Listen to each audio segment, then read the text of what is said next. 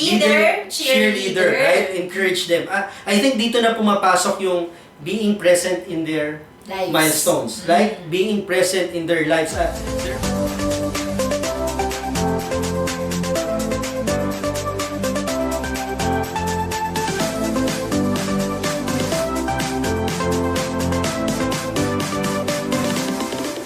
Second to the last episode of this series on homeschooling that gives for working parents. Again, my name is Tatay Eli. And I'm Mami Rona. And welcome to this edition of On Faith and Fatherhood. Okay, second to the last series. Finally, okay? Yes, so this is what? Episode 5, okay? Minus the introduction. This is episode 5 and we are on this series of giving tips, practical advice, and once again, we wanted to thank everyone who sent their encouragement. Okay, meron ng ilan na? 10. Okay. Maraming salamat po. At actually, may mga nagtatanong na sa amin, pagkatapos ng series na to, ano ba susunod? Magpapahinga muna kami. Showbiz na dating. But seriously, on a serious note, hopefully by this time, somehow, you're able to use whatever learnings that we imparted throughout the last 2 weeks. And I don't really know if you already decided whether to homeschool or not.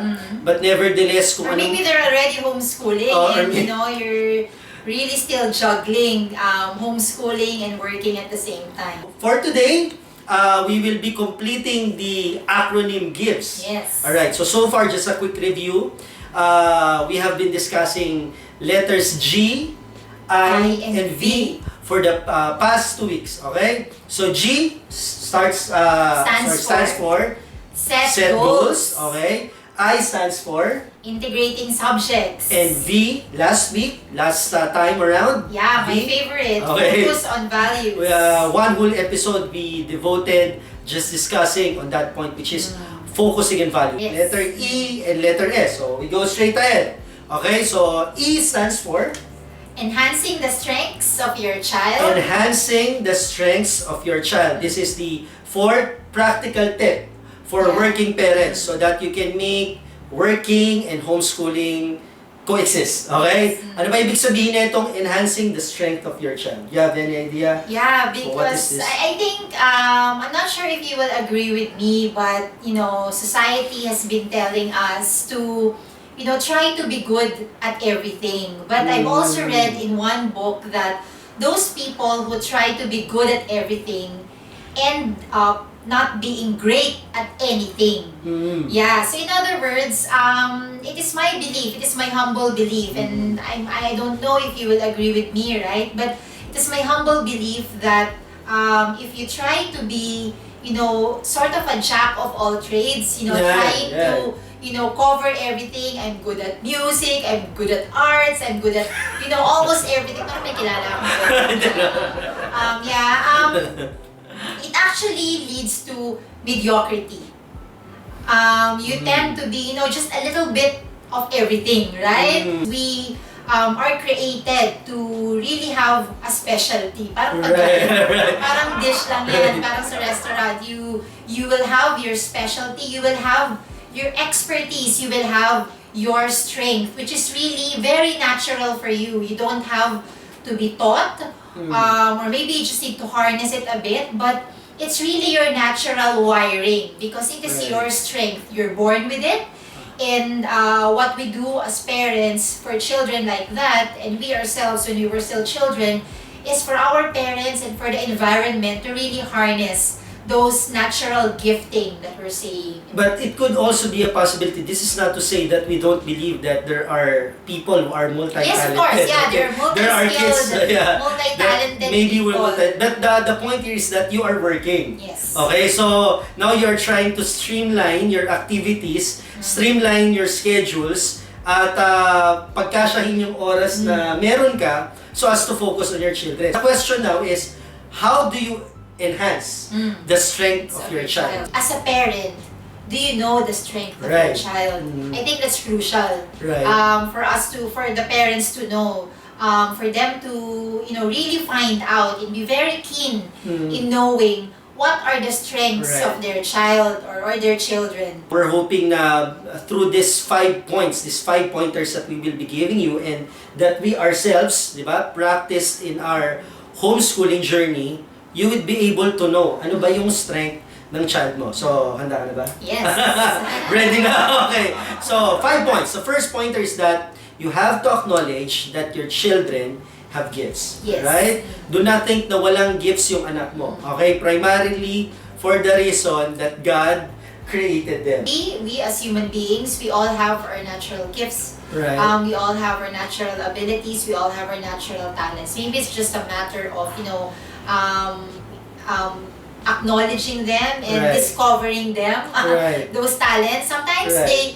they get discovered as early as, young children. Actually, ang pangit lang naman talaga sa atin is our sinful nature. Eh. Right? Ang pangit lang talaga sa atin is a sinful nature. But that doesn't deny the fact that even as sinful creatures, Yeah. diba? But God gave us certain gifts, really, for the purpose of maybe encouraging others, because we are created for relationships. And I think to this point lang of acknowledging the strengths of your children, I think parents should avoid discouraging your children by Yes. giving remarks that disheartens them. Yeah. Diba? Kasi may mga parents ang narinig, ay, yung anak ko walang talento yan. Yeah, my child is good for nothing. O yan, o kaya meron, ay hindi, pagpasensyahan mo na, mahiyain yung anak ko. Yes. Yeah, I think we should avoid saying those things. Okay? Lalo na pag naririnig ng mga bata yon, because that disrupts their confidence. Eh. Actually, at one point lang ito, recently, just a quick anecdote, sa portfolio review ni Elijah, prior to that portfolio review, may naging insidente kami. Okay, that goes to show that we are not perfect Yes. parents.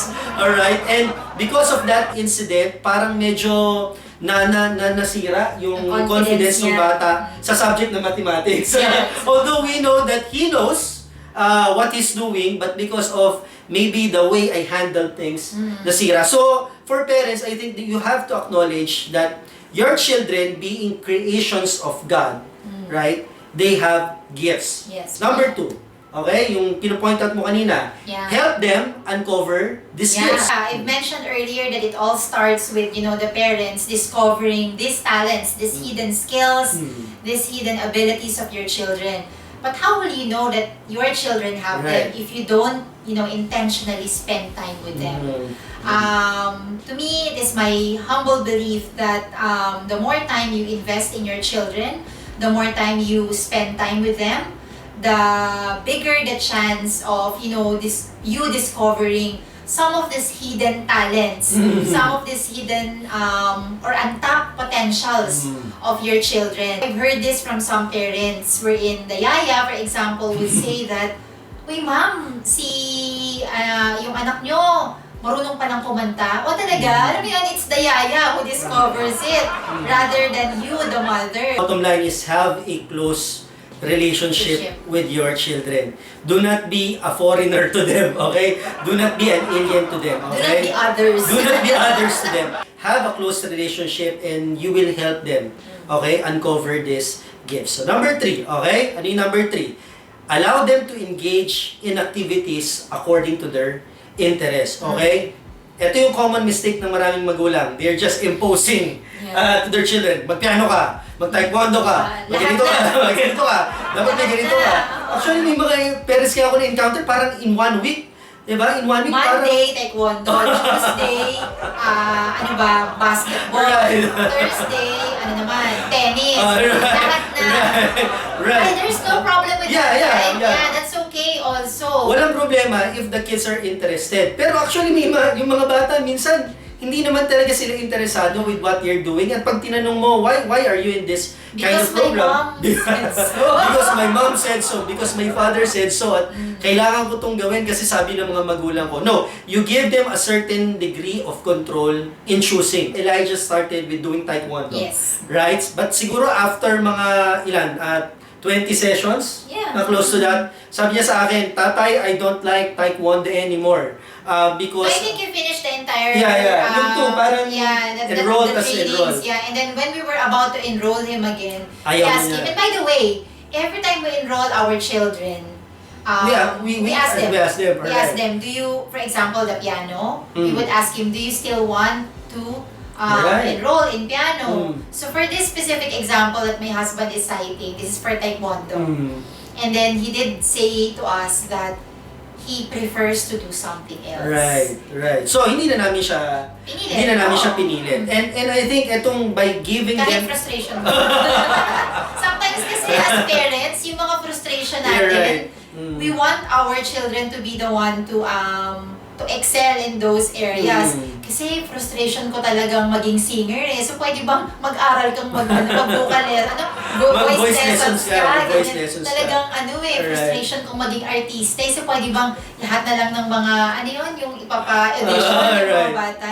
Well, we are not our kids, right? Yeah. Our kids are designed... We may look like them. We may look like them, okay, in most instances. But we have to be mindful that maybe God has a different path for them, alright? So, wag nating i-impose sa mga batang to. And, minsan phases lang talaga eh. Kagaya na sinabi mo eh, si Elijah at one point gusto niya taekwondo, then gusto ng swords, ngayon nasa boxing siya. So, but the point there is, every time you engage them in tapos activities... Tapos parang gusto niya mag-basketball. Gusto niya mag-basketball, nag-swimming sila, right? Pero hindi, like, we give them a certain degree na, anak, gusto mo ba talaga to? Kasi kung ayaw mo, hindi namin ipipilit sa'yo. And I think that's one way to enhance the strength of your child because by themselves, according to their interests, according to their curve, malalaman na nila, dito pala ako mag-e-excel. And right now, di ba? Right now kasi Elijah and even Ezekiel is into animation.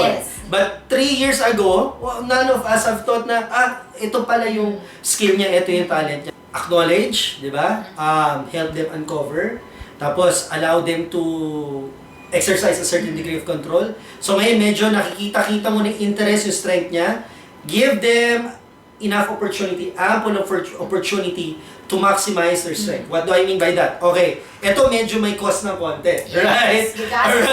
Medyo may konting gastos dito. But I think, if this would contribute to the enhancement of the strength of your children, this will always be a good investment. Alright, so kami kagaya namin, dahil because it's interested into building, into animation, medyo nagda-divert kami ng funds, right? So instead na enroll namin siya on the program sa sanang gusto namin gawin niya, but not his interest, we divert the funds papunta doon sa mga interests. So we buy Legos, right?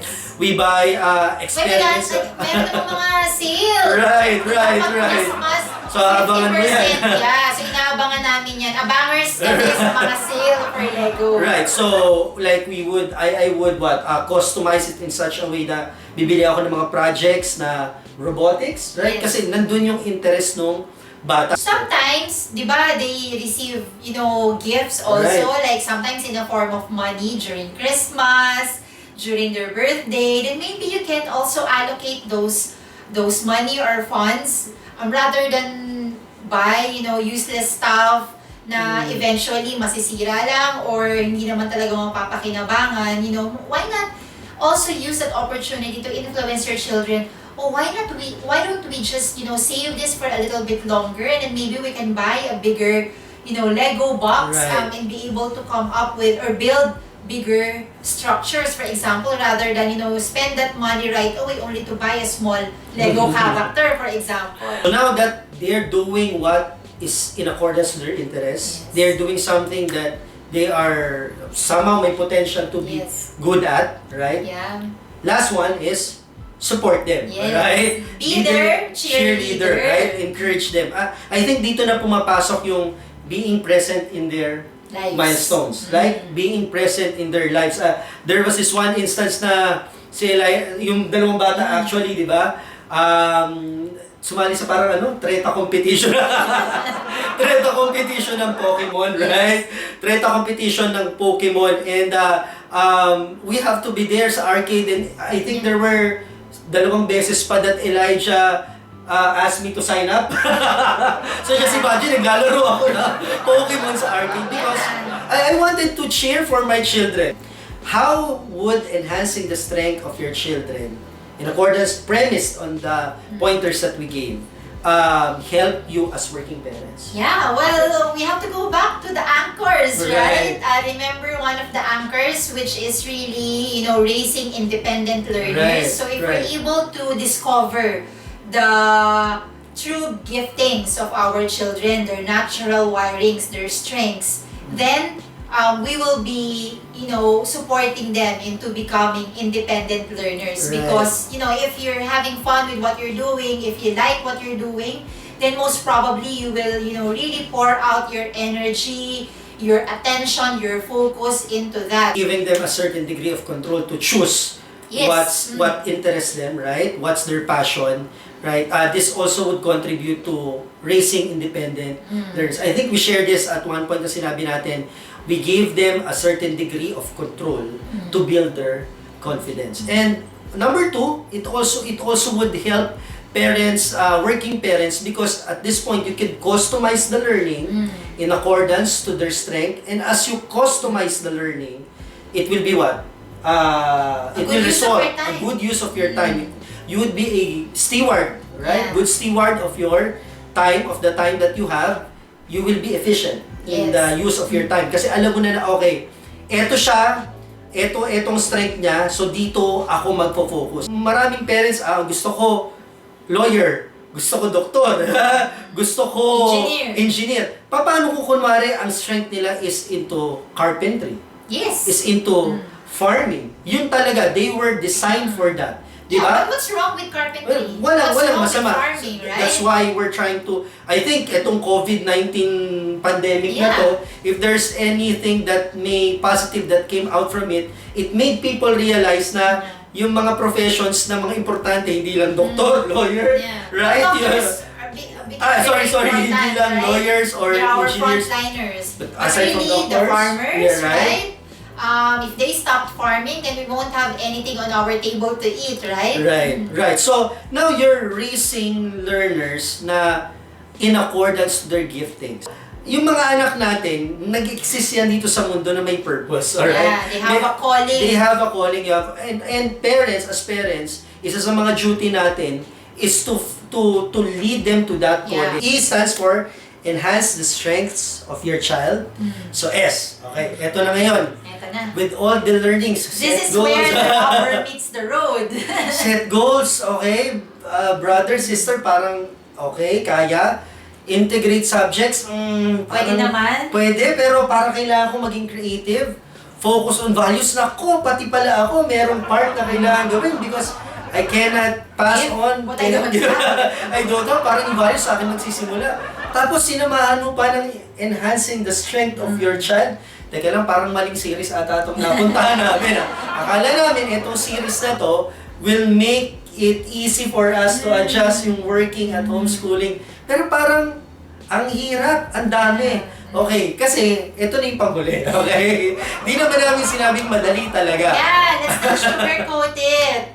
We didn't say that it's really easy having a work, day job, Yes. and at the same time, homeschooling. So, nandito kami ngayon babagsak sa panghuli, which is what? Be willing to sacrifice. Nako, yan I think many parents ayaw marinig yan, salitang yan, parang hindi ba natapos na yung sakripisyo ko doon sa ospital nung nilabas ko? Hindi ba natapos na yung sakripisyo? Nanay lang na sakripisyo doon?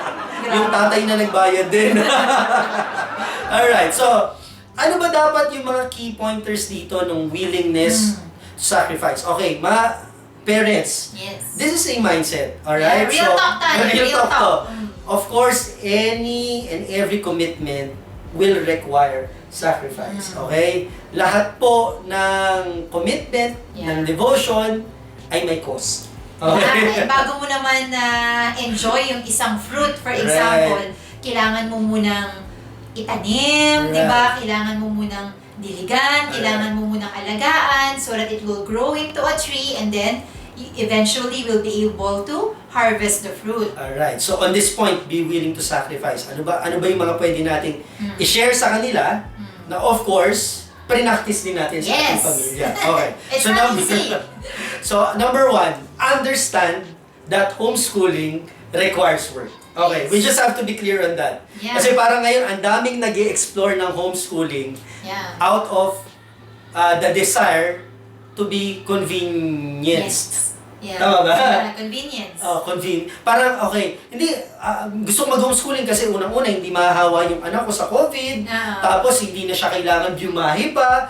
Okay, given na yan. But that doesn't mean na pagka nag-homeschool ka at wala na tong mga bagay na to, wala ka nang gagawin. Yes. Lalo na for working parents. That's why sinabi ko na you have to be efficient in the time that you have, right? Because homeschooling requires work. And when you say work, there's always sacrifice. Yes.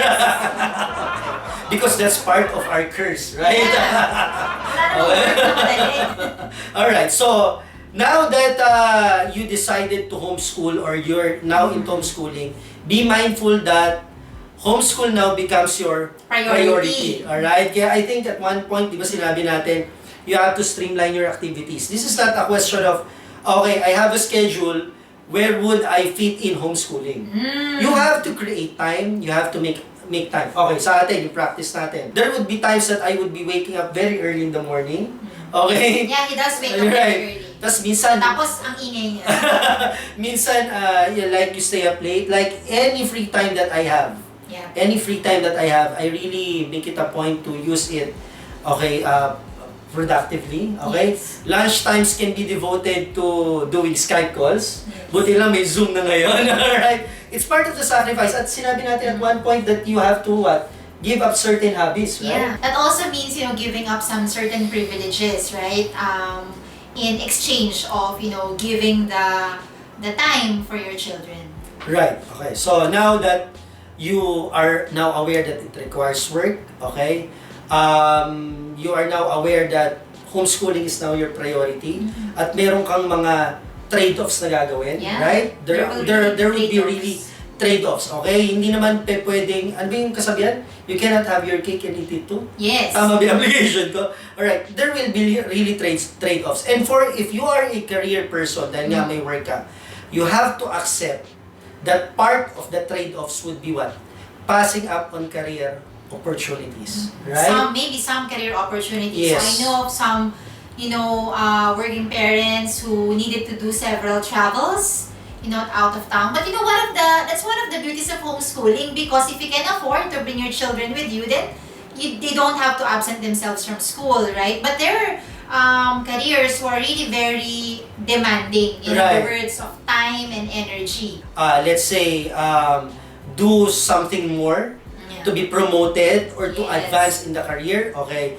Unfortunately, parents, I think you have to be contented with where you are at this time, okay? But I don't see it as mediocrity, right? Because there's a trade-off, may kapalit, right? Okay, I'm here in this kind of work, I excel on this kind of work, right? And at the same time, be efficient in homeschooling our children. I have to share this as a testimony.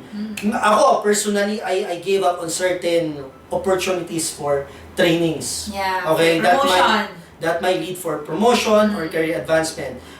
If my bosses are watching, alright, I think, yung boss ko tinatanong ko, why don't you go on this training?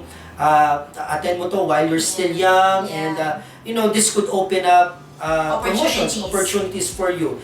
But it would require me to be what? To be away from my family for 3 months to 6 months. It's really hard. But I made up my mind. Sabi ko, okay, kung nasan muna ako ngayon, I'll be contented with this. Alright? So ngayon, may mga nakakasabay ako na they can afford to go there. Alright? But may konting sa puso ko na parang sayang.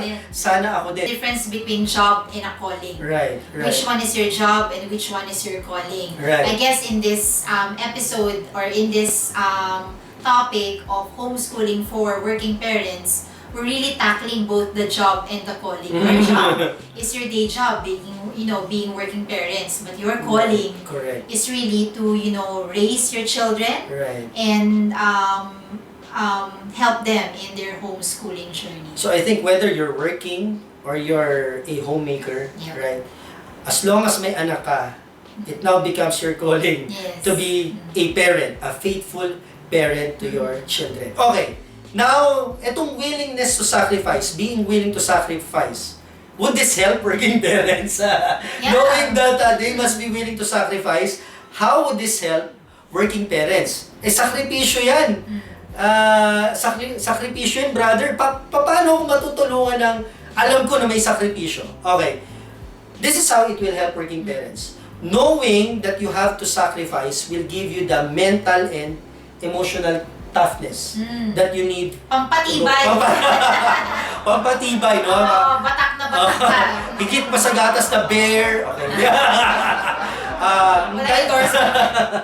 Dahil alam mo na ito yung susuungin mo at may sakripisyo. I think, di ba gano'n naman eh? I mean, even to sports, right? Yeah. If you're going to a competition, if you're going to you really discipline yourself, you sacrifice, right. diba? And you you wake have up early to train. right. You don't eat, fatty or highly carbs. Right. So yung mindset na yun would help you now go through the journey. So if you encounter bumps along the journey, because of that mental and emotional preparation that you have, alam mo na, okay, this is part of this struggle. And that's the reason why we're telling you that there needs to be sacrifice, right? Para walang gulatan. Para walang gulatan. Oh, may ganito pala dito. Kala ko madali lang. So, we have to emphasize that fact na talagang may sakripisyo. Yeah, but that will also lead us to the last point. Ito, ako, I love this. I love this. Parents. This really helped me in my journey, in our homeschooling journey. Alright? Willingness to sacrifice make us more dependent on the grace of God. Yes, right? yeah. And I think I was listening to a sharing this afternoon, right? Ang sabi doon, if tawag dito, you acknowledge your weakness, right? I think on a theological standpoint, of course. But if you acknowledge your weakness, all the more that you are strong. The strength, the grace, the power of God is manifested in the situation. Yeah, so that's very beautiful, right? So even while we are being very upfront and even blunt in saying that homeschooling really entails you making some sacrifices, at the end of the day, God will get all the glory. Why? Right. Because in your weakness, then you can rely more on the power of the Holy Spirit, the power of God, who will really sustain you in your homeschooling journey. And like what we've mentioned, I think that was in the introduction, right? We did mention that this is really a very humbling experience for us. Homeschooling will really humble you because you will realize that you really need help from God. Sacrifice will reap rewards. Yeah. Right? And if you're sacrificing with the end in mind that you wanted to be faithful to the calling of the Lord, okay? Guarantee God will honor your hearts, alright? There is power in faith. And I think that's one thing na naituro talaga sa amin through this homeschool journey is we have to rely on God's grace. Yeah. And by doing so, our faith, even ourselves, were strengthened by that. Alright. Okay, so there for today, okay? Yeah, We're hoping okay, but meron pa tayo last episode, but I think that will be very quick. Again, just a quick review. E stands for enhance the strengths of your child, and S be stands willing for to sacrifice. Again, if you have a Facebook page, please do not forget to follow us on Faith and Fatherhood. Instagram, ako si Tatay Eli. YouTube, okay? Yeah. Kung napapanood nyo to sa Facebook page namin, these are the same videos that you can see, you can view sa aming YouTube channel. Please do support and share the message to other people. Ako si Tatay Eli. And finally, if you're into reading blogs, on faithandfatherhood.wordpress.com. Okay, gusto ko lang magpasalamat sa ilang kaibigan natin for helping us throughout this journey. Yeah. We wanted to thank before we go to the last episode, wanted to thank our friend si kapatid na Neil Joke, no? Yes. For always helping us cleaning up the audio. Cleaning up the audio. Neil Joke, no? Thank you so much of Sermo Music. Maraming salamat, bro. Yes. And our dear brother in faith, Sam Eduardo. Yes. Siya po ang gumagawa ng mga posters namin. Yes. Maraming salamat, bro. And very talented. Very talented. Brothers. If you'll open your business, let us know. Alright. So once again, this is Tatay Eli and Mommy Rona. Till the next and last episode. Bye. Bye.